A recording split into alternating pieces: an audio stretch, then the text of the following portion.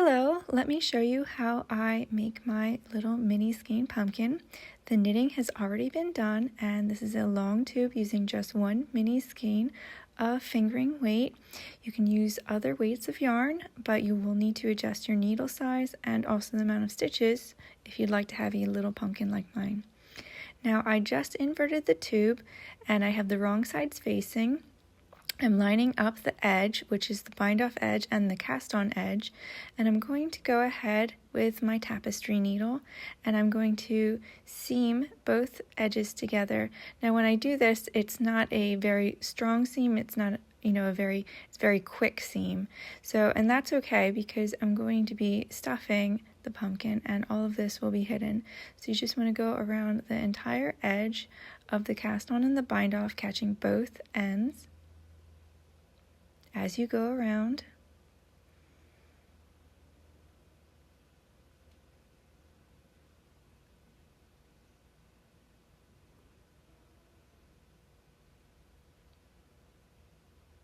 Try to match up the ends so that you're picking up evenly along the edge. It will have a tendency to curl. You can do a little blocking, a little steaming to help with that. I had a little knot from my tail. Try to avoid that too. Nice long tail is really good for this though, because we can use the tail for also making our ridges on the pumpkin.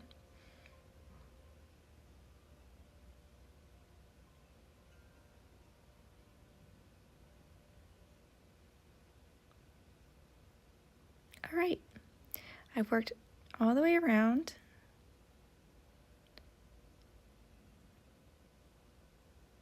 Oh, just a little bit left.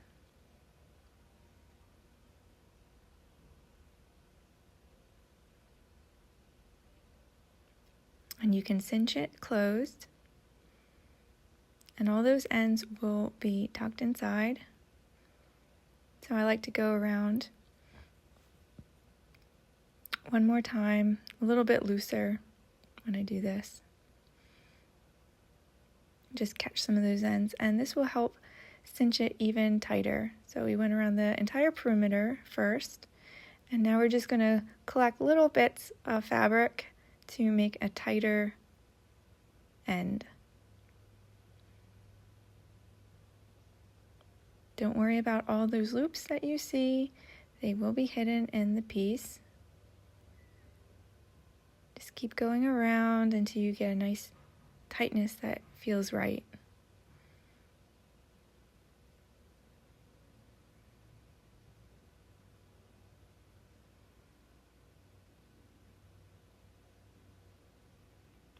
So I like to tuck all of those little loops on the other side of the piece as I pull tight, and that is one end cinched on the pumpkin.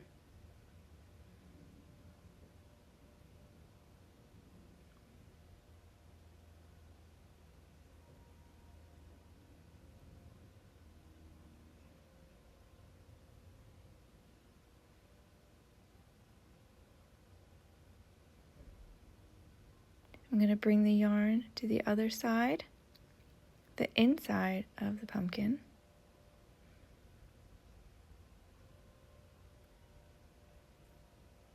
Go around the edge a little bit more. Make a knot. And now you can cut this. You don't have to worry about weaving in your end because that's the inside of your pumpkin. And that's either the bottom or the top of the piece. So now you have a nice little sack in a way where you could actually use this to fill your pumpkin now. So I'm going to go around this edge here. Now this is one way that I was going around, and then I'm going to quickly change how I do this because I realized that there's a better way to cinch this end, and I'm thinking about it, I'm like, I don't love it. So actually, because it's already a tube, you can just thread your yarn and your tapestry needle through this part and work all the way around until you get to where you started weaving in between the fabric. This is a lot faster than the way I was doing it. So, and you want to just pop out right near where you started. See? A lot easier. Hold on to your tail end so you don't lose it because it's not anchored to anything. So, and now it's going to be time for stuffing. Now I'm using a polyfill, which is a really lightweight filling, really soft and stuffy.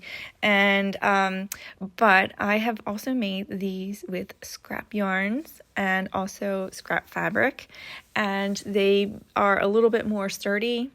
So you could also do part beans, like black beans on the bottom if you wanted to have like a nice bottom to sit on.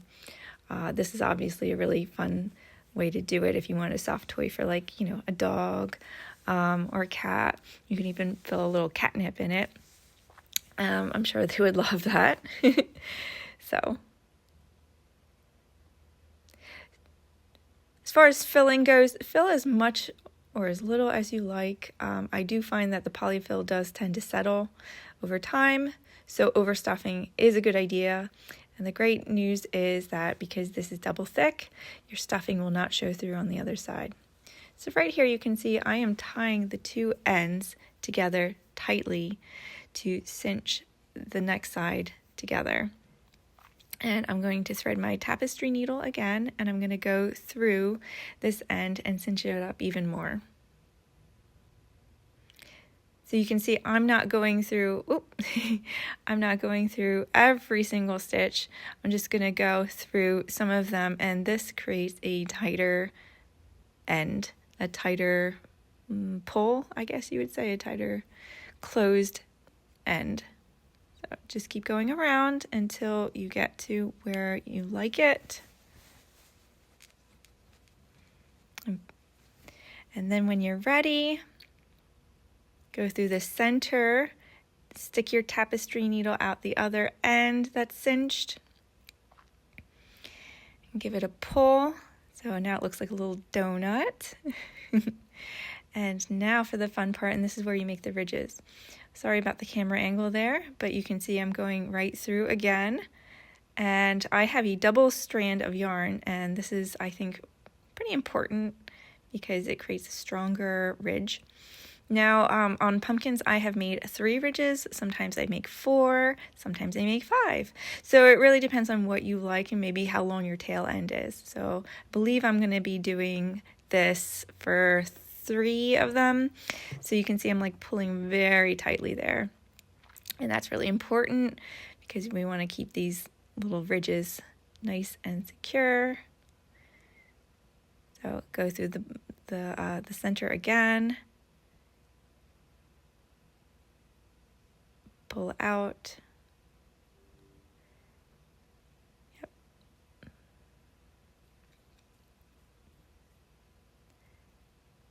And I think one more.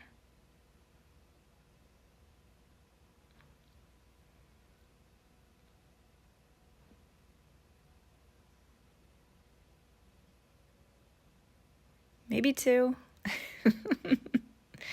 It's all in, what you want your pumpkin to look like. There is no wrong way. And there is no wrong pumpkin color. Why not have a hot pink one? Why not have a blue one? If it matches your decor, it's not wrong. There you go. So you can see on the little tray I have there a bunch of stems I had already made. In the pattern, it tells you how long to make them. And they're just little I-cords. This will also be a way to hide the cinched part. So I'm going to go around a little bit and secure some of those ridges. Maybe adjust them a little bit. You can adjust them a tiny bit. And then I'm going to just use my ends to also secure my stem in place. After I do this part, of course. And I believe I'm making some just overhanded knots. This is why it's a really good idea to have a nice long tail, because then you can do all of these ridges all in one piece of yarn and not have to worry about tying off more yarn and securing it and all that. So you can see right there, I'm not even going to weave in my end. I'm just going to pull that through and it's ready to go. And now it's time for the stem. I didn't weave in any ends on the stem because I like to use them for attaching. So the first one, either the bind off or the cast on edge, I'm just going to go right through the center, and that hides my tail. And then take the longer tail and you're going to use that to attach it to the top. Now you can use either side. If one side is not as pretty as the other, I would say use the not as attractive side to attach your stem to. I have seen people use cinnamon sticks for the top with a little hot glue. How cute is that? I love that idea too. So you certainly don't have to do an all knit stem. You can do a cinnamon stick stem with a little hot glue. And I'm just going to go around the little ends there because it is like a little round tube. I'm just going through some of the stitches and attaching it to the top there. I'm not overly precious with this, whatever looks right and feels like it's attached well.